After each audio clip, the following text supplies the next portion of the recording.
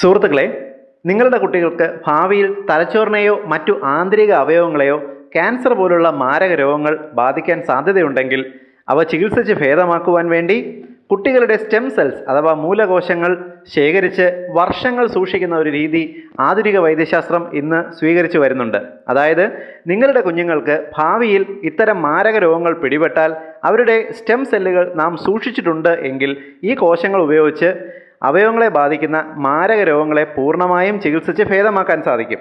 അതിനുവേണ്ടി കുട്ടികൾ ജനിക്കുമ്പോൾ തന്നെ അവരുടെ പൊക്കിൾക്കൊടിയിലെ രക്തം ശേഖരിച്ച് ഫ്രീസ് ചെയ്ത് വർഷങ്ങൾ സൂക്ഷിക്കുന്ന രീതിയാണ് ഇന്ന് നിലവിലുള്ളത്. ഈ രക്തത്തുള്ളികൾ കേടുകൂടാതെ അനേക വർഷം സൂക്ഷിക്കുന്നത് വളരെ ചിലവേറിയ ഒരു പ്രക്രിയയാണ്. അതിനാൽ സമ്പന്നർക്ക് മാത്രമേ ഇന്ന് ഈ ചികിത്സാ രീതി ഉപയോഗിക്കാൻ സാധിക്കുകയുള്ളൂ. ഡെന്റൽ ആൻഡ് ക്രേനിയോഫേഷ്യൽ റിസർച്ച് ഇൻസ്റ്റിറ്റ്യൂട്ടിൽ നടത്തിയ ഒരു പഠനത്തിൽ കുട്ടികളുടെ പൊഴിഞ്ഞു പോകുന്ന പാൽപ്പല്ലുകളിൽ 15 മുതൽ 25 വരെ സ്റ്റെം സെല്ലുകൾ ഉള്ളതായി കണ്ടെത്തിയിട്ടുണ്ട്. അതായത് നിങ്ങൾ കുട്ടികളുടെ പൊഴിഞ്ഞു പോകുന്ന പാൽപ്പല്ലുകൾ ശേഖരിച്ച് സൂക്ഷിച്ചു വച്ചാൽ അതിലെ കോശങ്ങളിൽ നിന്നും അവർക്ക് ഭാവിയിൽ ഉണ്ടാകാൻ സാധ്യതയുള്ള മാരക രോഗങ്ങളെ ചികിത്സിച്ച് ഭേദമാക്കാൻ സാധിക്കും.